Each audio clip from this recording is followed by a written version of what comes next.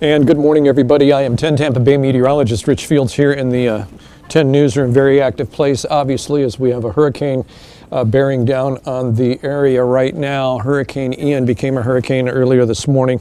National Hurricane Center on the 5 a.m. update officially classified it as a hurricane with sustained winds over 74 miles an hour at that time. Let me get some graphics up here going for you, and we'll talk about the latest with regard to Ian. So there's a shot at the tropical outlook. You can see where Ian's located, far left-hand side of your screen. We do have another system out there brewing. Believe me, any other time we'd be talking about the potential of a new system popping up, but Ian's getting so close. We're within a few hours, 48 hours of things really getting dicey here in the Tampa Bay area. But let's take a look at what's going on with Ian right now. So the latest advisory just came in a few minutes ago. I'm sorry I'm a little late with getting on Facebook and YouTube. We've been servicing our radio partners here in the Tampa Bay area and giving them continuous updates so that no matter where you are, if you're at home watching on television, if you're streaming on your phone, watching on YouTube, or you happen to be in your car trying to get supplies or pack up or even get out of town, the radio will have you covered there as well. So here's where we stand with regard to Ian. It is about 90 miles west-southwest of Grand Cayman right now. Sustained winds are 75 miles an hour, gusts at 90 miles an hour. It's moving to the northwest at 14 miles an hour right now. We have a number of watches and warnings posted right now. Actually, watches there. I wanted to show you, Ian, we know it's a hurricane, but now it really is starting to look like a hurricane with those tight bands around the center of that particular hurricane. You can almost make out the eye right, wait till it happens, right there, boom. And it had been struggling for that eye to get underneath the storm. It had been flirting on the outer edges for the better part of a couple days, and now the eye is fully centered underneath the storm, and now it's able to propagate and grow and do all the nasty work that a hurricane does. All right, here's the tropical alerts right now for friends and family that may be out of the area. We've got hurricane warning posted for Grand Cayman and the western edge of Cuba right now. We've got tropical storm warnings posted for west central Cuba, the Florida Straits, much of the Florida Keys. We have tropical storm watches posted from the Keys all the way up to our neck of the woods through Naples, almost up to Sarasota County. And right now we've got hurricane watches in effect for Sarasota, Manatee, Hillsborough, and Pinellas counties. We also have storm surge watches posted and in effect for the same counties, with storm surge expected to top out 5 to 8 feet, possibly higher, depending on the final track and landfall of Ian. We also have forecast wind speeds that could be near 50 miles an hour and gusts to 70 or 80 miles an hour. So what you're looking at right now is the storm surge alerts from counties all the way down in South Florida, right up through the Gulf Coast. Everything in pink right now is under a storm surge watch. Up in the Tampa Bay area, we're talking anywhere from 5 to 8 feet at minimum, possibly higher through the Tampa Bay area. It all depends on what happens with Ian and what the track of Ian finally ends up being. There's the tropical storm watches and the hurricane watches that are posted in the counties they involve that I just mentioned a second ago. All right, so forecast wind speeds with regard to Ian. Check out this graphic. As the storm gets closer to us and gets on top of us, or even this is pretty much a solution for the Euro. If the center of the storm is a little bit offshore and follows more of the GFS, things may be just a little different, but nonetheless, the worst case scenario is that this thing traverses along the coastline of Sarasota, Manatee, Pinellas, Hillsborough County, and then moving up toward Pasco, Hernando, Citrus counties.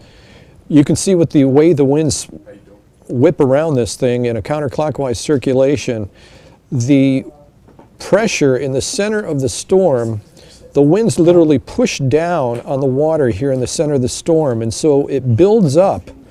The surge is what we're talking about. It builds up on the outer edges of the storm. So with that counterclockwise circulation and the way it's going to blow right into Tampa Bay, we're going to get a tremendous amount of storm surge up through Tampa Bay, and certainly up through what's called Oldsmar Bay.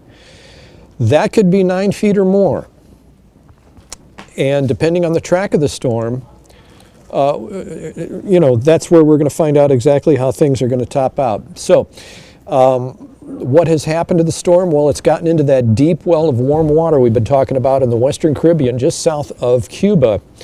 And now that Ian has hit that very deep well of warm water, Ian's picked up speed, became a hurricane, and now you can see the tropical tracks in pink. The Euro to the right brings it in anywhere from Naples all the way up through the Tampa Bay area. The GFS on the left-hand side would take it up offshore, but nonetheless, remember, this thing is hundreds of miles, expanding hundreds of miles. So either solution, it's going to be detrimental to the Tampa Bay area either way. So there's some of the final solutions for the Euro, which are these tracks here, and of course the GFS here. So the cone of uncertainty is anywhere in here, folks, okay? Anywhere in here. So it all just depends on the next couple of runs that we get from the National Hurricane Center as to when we can really start to nail this down. And people ask, I mean, you ask here on Facebook and on YouTube and other places where you can chat with us. Even my wife, Christine, she says, why the difference? Why the difference in these two models? Well, number one, the Euro takes into consideration, here's the setup. Let me just start here. We've got high pressure off to our east, okay, out in the Atlantic Ocean. We've got a trough of low pressure right here over the northeast, and then we've got another area of high pressure to the left of that, or to the west of that trough of low pressure. Well, the way the Euro deals with this particular model, I'm going to show you the Euro says that this trough is deepening and will catch Ian and drag it up and across to the north and east. Well, that catching and dragging is going to take it right across the Tampa Bay area. That's the Euro solution. Let me back this up, do one more visit for you. I'm going to put it into motion first so you can see how that low grabs in. All right, let me reset this now and talk about the GFS. We have the same setup to our north. Okay, we've got the area of high pressure out here in the Atlantic, right? We've got that trough of low pressure, and we've got high pressure off to the west. Well, the GFS is saying or believing that this trough isn't going to deepen. By deepen, I mean to cut further to the south. The GFS is saying that this trough is going to flatten out or not deepen, and this area of high pressure is going to start sliding over. All this will start sliding over. Each of these areas will start sliding off to the east, and that this area of high pressure will end up somewhere in this neighborhood here. And remember, the air around a high rotates in a clockwise manner, so that the energy of that high will catch Ian and push Ian to the west, further west than coming straight across the Tampa Bay area, which would really take it up toward the Panhandle. So let me put things into motion so you can see what's going to happen here. So now the trough doesn't deepen as much. High pressure gets in control. High pressure builds in. It keeps the storm to the west because, remember, it's rotating in a clockwise manner. So the energy from that high is literally going to push in offshore just a little bit. We're not talking much, folks. We're talking maybe 50 miles, 60 miles, maybe. So the best solution is the GFS solution for the Tampa Bay area. Worse for the Panhandle. The worst solution for the Tampa Bay area is the Euro, which would bring it right across our neck of the woods right here. So storm force winds, let's talk about that real quick. What you see in yellow On this graphic here, there's obviously Ian, a Category 1 hurricane. What you see in yellow are gale force winds, 40 mile an hour winds. What will end up in orange will be very strong 58 mile an hour plus winds. So as we put things into motion, you can watch a timestamp in the upper right hand corner here. This is Wednesday at 3 o'clock. We're already starting to experience gale force winds certainly from Naples through Fort Myers and all the way up into the Tampa Bay area, including Sarasota, Manatee counties. Okay, let's put it into motion again. All right, let's stop it right there. As we get to Thursday at 12 noon, look what we have now. Category 4 hurricane, very strong winds. The orange circle now that you see around it, very strong winds extending from Sarasota County to Manatee to Hillsborough, Pinellas, Pasco, Hernando, Citrus counties, portions of Polk County as well. If you can hear, well, I thought I was on the air there for a second, and I was going to say if you can see me and hear my voice, you're going to be affected by this, but it's the internet. And there's people watching all over the world right now, and meteorologists from many markets are tuning in to see what we're talking about here locally. So I just want you guys to know that regardless of the track, very strong winds coming our way, and certainly tidal surge as well. So as we continue on here, I want to show you the models again. Remember what I'm about to show you. The GFS will be the white X, the Euro will be the yellow X. Let me go full screen for you on this real quick. As it gets out of this very warm pool of water in the Western Caribbean right here, where it just became a Category 1 hurricane, it's going to start picking up in strength and traversing across the western edge of Cuba. Now, a lot of people are saying, oh, once it hits the land, it's going to die out a little bit. Not true. Not true. This western edge of Cuba has no topography, no mountains. There's nothing to slow this thing down. We're talking about a thin spit of the western edge of the island of Cuba. This hurricane's going to trek right across that thing. It's not going to slow down a bit. So let's go back full screen here real quick. I'm going to show you what's going on. So now, back into motion again. Here comes the Euro in yellow. They start to separate, the GFS in white. Back into motion again. Wow. Whew. Thursday morning, the Euro brings it right across the Tampa Bay area, starting to head inland and moving right across the Tampa Bay area. While the GFS solution takes it more straight up the Gulf of Mexico and into the Panhandle. Now, even the Euro in the last couple of runs brings it into the Tampa Bay area and then kind of curves it along the coast up through the Nature Coast and then exiting out. So either solution, folks, is not boding well for us here in the 10 Tampa Bay service area. Tropical storm force winds, this will give you an idea of when you can expect these as far as timing is concerned. Southern counties as early as Tuesday night. Getting into Manatee, Pinellas, Hillsborough County. Wednesday morning, northern counties, and beyond Wednesday night. And we'll just let that finish out. Wave heights. Let's talk about that real quick. We're looking at offshore wave heights 5 to 10 feet. That's in the Gulf of Mexico. That's nothing to sneeze at. Certainly not boating weather for anybody, and all the way through the Panhandle, at least 5-foot waves, possibly 10-footers as well. So here's some things you need to know with regard to prepping. And today's going to be your last day to try to get any kind of supply, cash. While we still have electricity, again, I've said this before in previous broadcasts, I would say the number one thing to get is cash. Go to the ATMs won't be working. Nothing's going to be open, number one. Power may be out for many counties. Get cash now. Get as much cash as you can handle. Be ready for, we always say 3 days, but be ready for a week. If you can find gas, you need money for gas. Credit cards won't work. If you can find food during and after the storm, you're going to need to pay for 4, 5, 6 days worth of food. So now's the time. Today's the day. Today's your really your last good prep day. If you don't have prep done by Tuesday evening, the governor's going on in a little bit to talk about evacuations. We're going to see Zone A evacuated fairly quickly.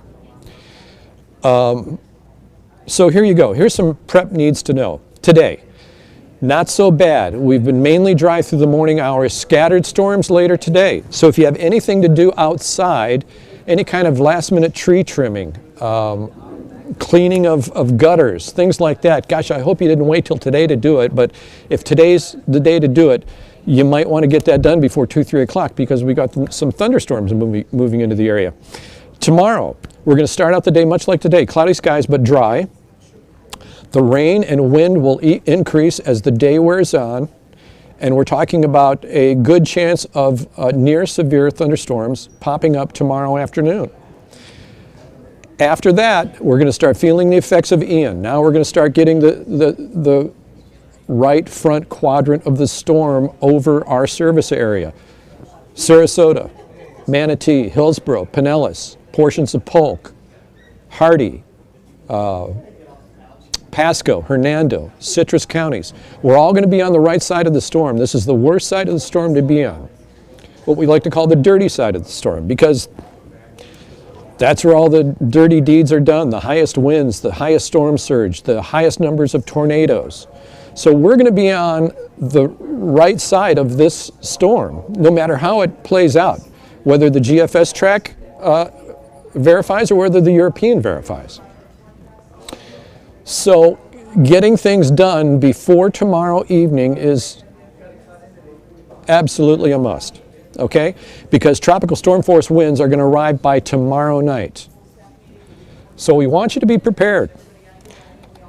Have a plan. And by the way, a lot of people are asking, you know, should we jump on 75 and get the heck out of here? I wouldn't do that. Just take a look at the cone to the right of my picture here.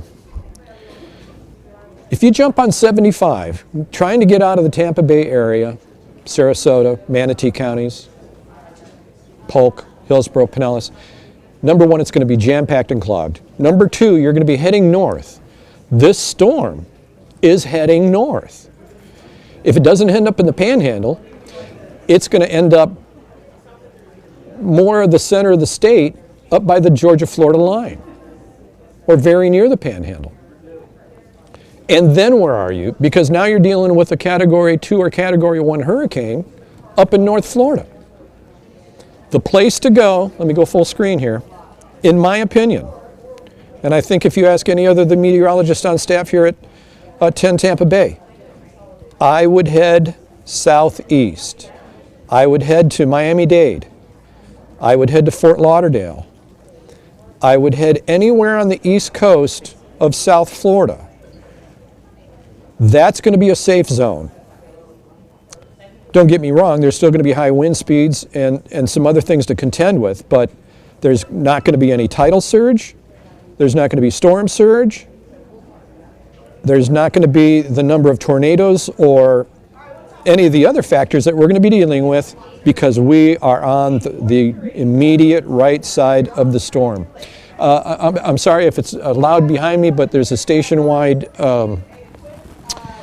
meeting going on. Everybody that works at 10 Tampa Bay is here. Our general manager is here. Our chief meteorologist, Bobby Deskins, is giving everybody a last look, a last rundown on what's going on. So I apologize for the noise, but I'm going to stay here with you folks and finish out what we're talking about here. Oh, let me go back one more. Let me go back again. So I want you to pay particular attention to the timing right now. The timing right now brings a Category 4 hurricane into our vicinity as early as Wednesday night with 130 mile an hour sustained winds. All right? By Thursday morning, we're talking a Category 3 hurricane, 115 mile an hour sustained winds. It might have bumped down a little bit, but that doesn't mean that the veracity of this hurricane has left it. The number of tornadoes surrounding it, the number of tornadoes on the right front quadrant of this storm, the storm surge, the winds, it's going to be incredible. Also, I want you to keep in mind, we're coastal communities here, right? Start looking at the tides. especially if you live along the water. I'll just give you an example. Because I live on Clearwater Beach, I happen to look up Clearwater Beach tides. Early Thursday morning, late Wednesday night, early Thursday morning, like 1 a.m., between 1 and 1:30, the high tide at Clearwater Beach, naturally, is going to be 3+ feet higher than regular high tide anyway. It's a new moon. So as this storm is traversing over us, the tides are going to be high anyway, about 3 feet higher, at least for the Clearwater area. That's going to vary depending on the coastline.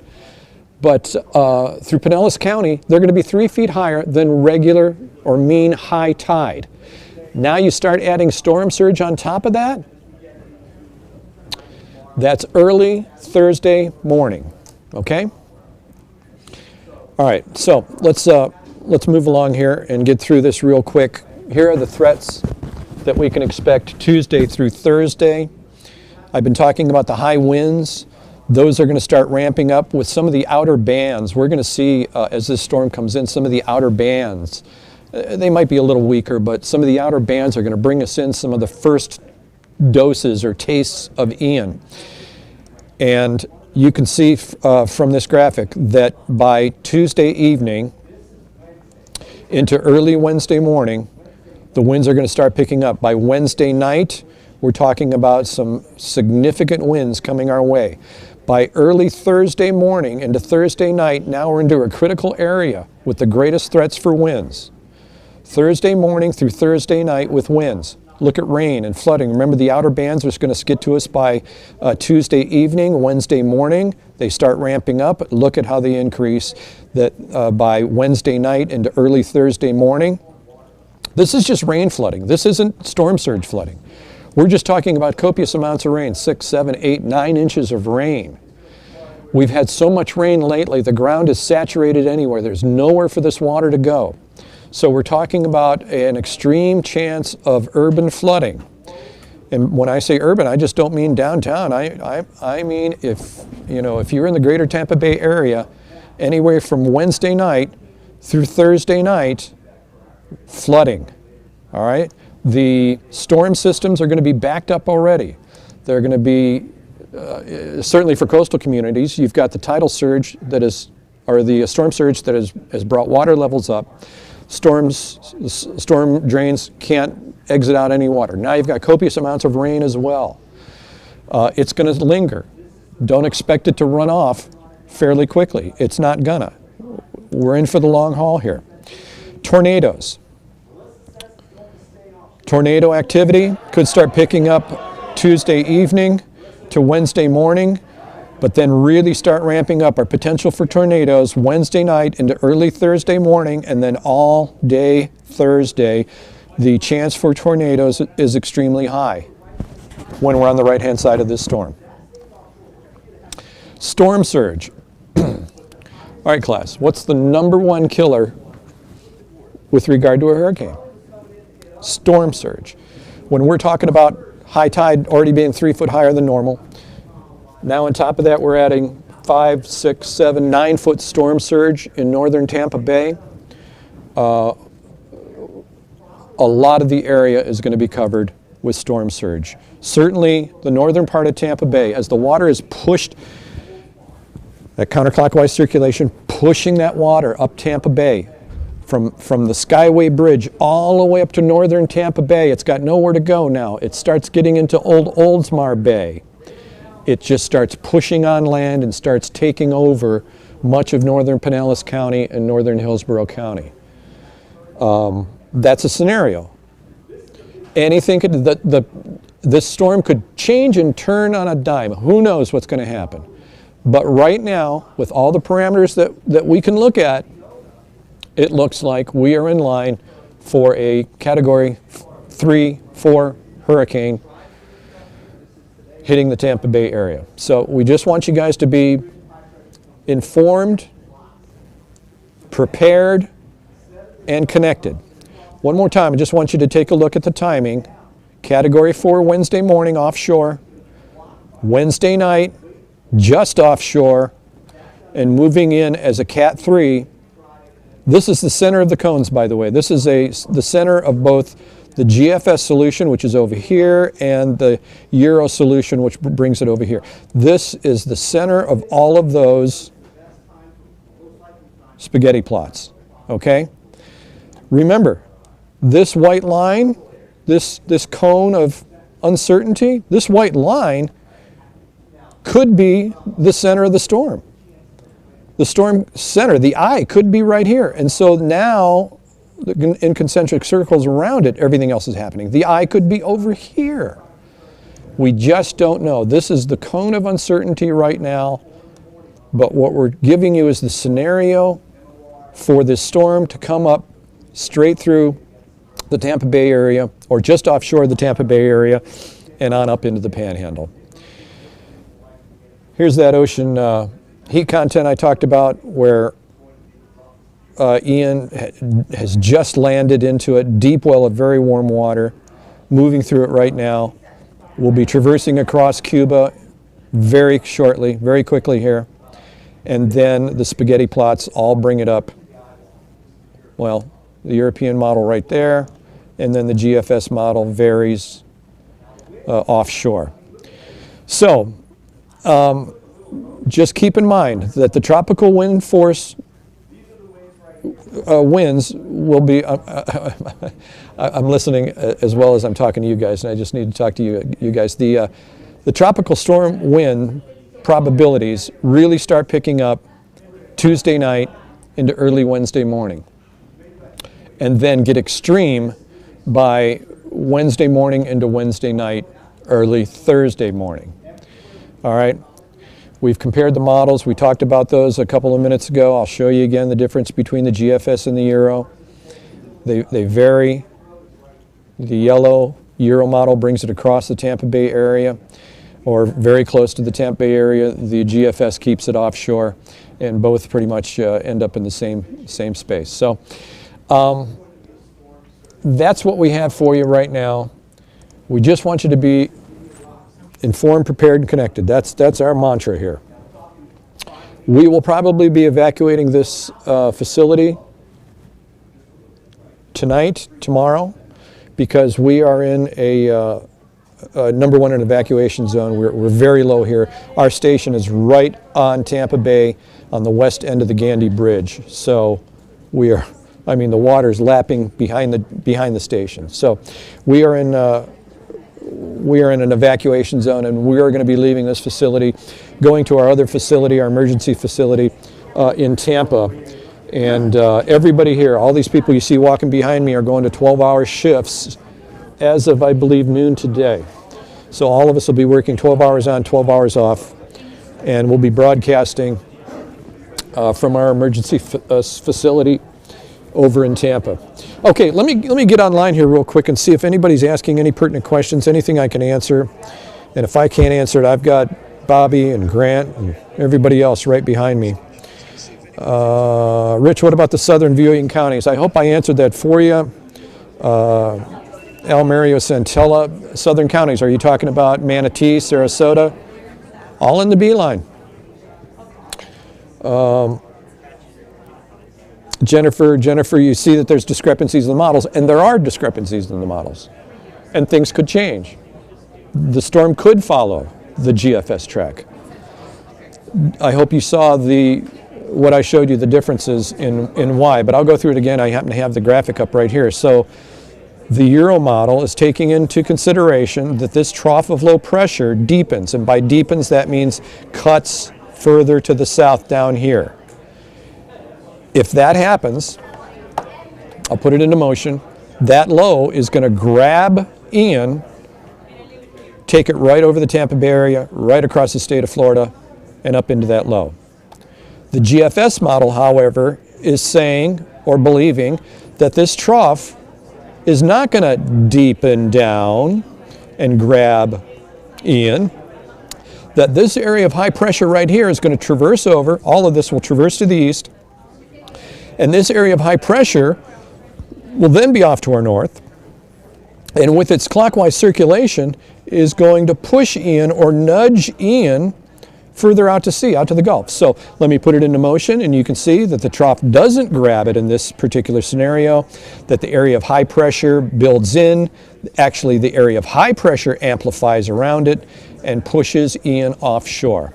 So those are the two differences in the models, and that's why there's a little uncertainty. That's why we call it the cone of uncertainty. We just don't know. It's an act of nature. It's Mother Nature. We just don't know. Spring Hill will take a direct hit? Question mark. It all depends. Certainly, Citrus, Hernando, Pasco County, you're in a bullseye. You're definitely going to be on the right-hand side of this storm, the dirty side of the storm, with the highest wind speeds, the highest storm surge, the highest propensity for tornadoes, and the highest rainfall. So all of us, we're all going to be on the dirty side of this storm if we don't take a direct hit. If it stays offshore, we're on the dirty side of the storm. If we take a direct hit, there's no dirty side. It's kaboom, okay? So, how about Lakeland? Jana James.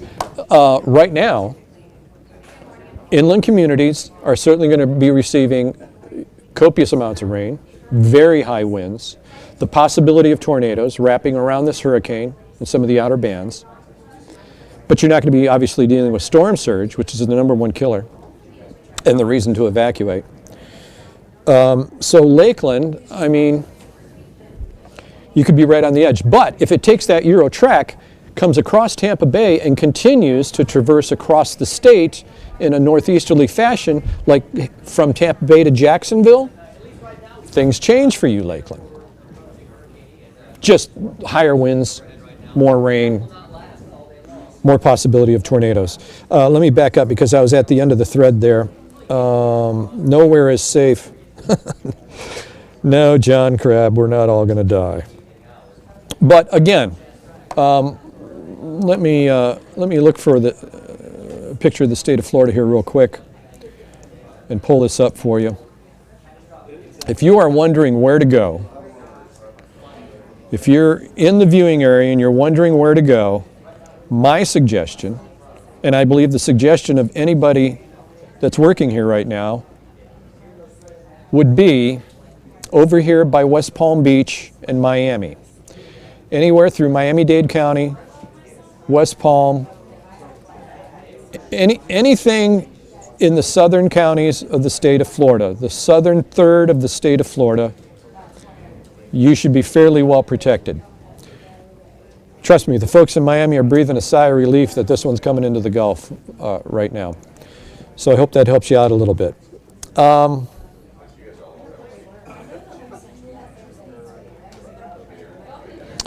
Well, people actually writing prayers on here.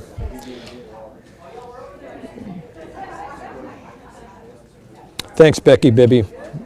Appreciate your comments there.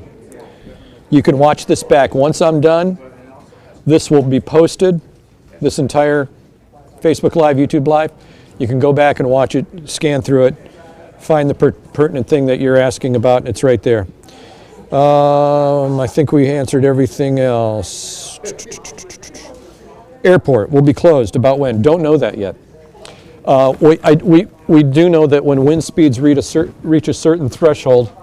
Let me see if I can get. Don't go away because that's a great question.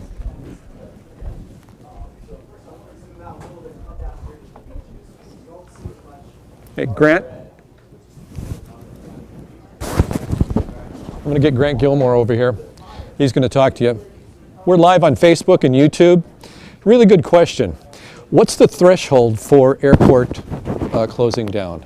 It's a wind speed I'm not sure. issue. Okay. Yeah, I didn't. I'm not positive with that. I didn't know either. So people are asking about getting out of town in the airport. Well, I think it comes down to the conditions. I mean, you start talking about like wind shear and that sort of thing, tornado threats, and that sort of situation. So, they can take off. I think you kind of have to look at it like a 40-mile-per-hour sustained wind. So those tropical storm force winds. Once you get tropical storm force, that's when things really begin to start to shut down. And so, people trying to get out of town or thinking about getting out of town, what's your advice on I-75 and going north? Well, what I'll say is we tell people to go tens of miles, not hundreds of miles. And going north isn't necessarily going to safety. South and east is going to be away from the storm. So, that's the key, I think, like Fort Lauderdale, Miami, even out towards Highlands County, you think about like the Sebring area is going to be safer. I think going north, you're just going to go more into where there's going to be more impacts and potentially more people evacuating as well. You don't want to get stuck on 75. So if you're in the evacuation zone, obviously evacuate. That's the safest thing to do. But you may not need to go up to Ocala. You may not need to go up to Gainesville. It may be more east. Go east like you're going out towards, southeast Florida, as opposed to, like the Jacksonville area. And as far as storm surge is concerned for the Tampa Bay area, when's that going to start ramping up, and when will we actually start to see it? The storm surge will probably be Wednesday night.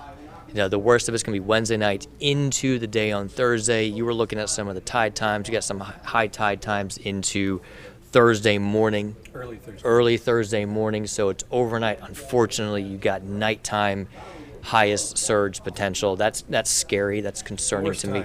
You just don't. People are trying to sleep or are tired, and you need to be out of these areas. We're going to start seeing some evacuations come down later today. I can't emphasize enough, heed those warnings, heed those evacuations, do what you can to protect your home and your family. And, at that point, you just got to get out of there, protect yourself.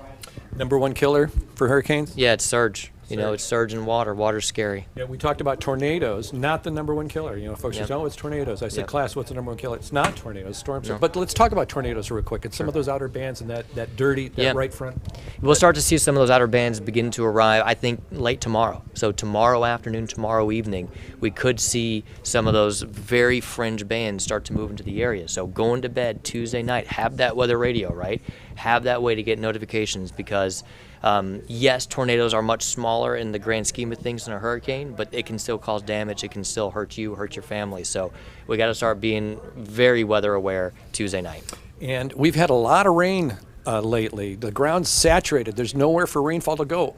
What about the amounts of rain? Can you give us some idea? I think we have to plan on 7 to 10 inches of rain.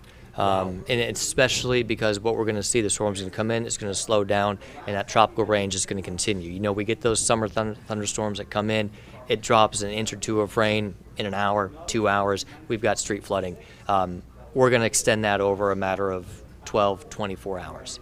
So those types of rains, it's just exponential in how much rainfall. And then you talk about where it's going to go. It's not just going to be in the streets and in our backyards. It's going to run to the rivers. The rivers are going to flood. We'll likely see river flooding continue into next week, through next week, even in the weeks to follow. Okay, so like inland communities like Lakeland or Sebring, places like that, they may not have tidal surge to worry about. Right. But talk about the potential of them being in jeopardy. Very much so. Lakeland, Polk County, Hardy, DeSoto County, all of our inland counties are all very much in the risk zone for that, that flooded rainfall. It really just depends on where some of those bands set up. Sometimes they set up and they continue to move over the same area time after time. So more rainfall is going to be closer to the center of the storm, but depending on that track, some places inland could see a lot of rainfall too. There you go, meteorologist Grant Gilmore. Thank you so much. God, you did such a great job on the air this morning. It was inspiring. We're trying to get the best information out to you guys at home. So we appreciate your questions. We appreciate your interactions with us because it helps us do a better job to make sure we're getting that information out to what you guys need to stay safe. So keep us going. Keep pumping those questions here so we can make sure we got everybody covered so we can get through this together. It's not going to be fun, but if we do the right things and we stay safe, we'll all get through it. Informed, prepared, and connected. That's our mantra here. We thank you so much for joining us, Grant. Appreciate your time. I know you're in the middle of a big meeting. Be safe. Our next update here will be at 11 o'clock this morning. That's when the next run from the National Hurricane Center comes out, and that will give us new model runs. It will give us a new cone of uncertainty. Maybe it will be a little more certain by then, but we're still, at least 48 hours from, I think, really nailing this down. With regard to Mother Nature, anything could happen. But there you go. Any other questions, you can continue to write them on this timeline. and we will digitally answer your questions for you.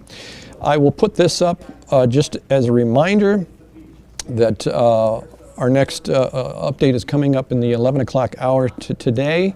And until then, folks, our next newscast, where you can see Chief Meteorologist Bobby Deskins, and the latest will be at 12 noon today right here on 10 Tampa Bay.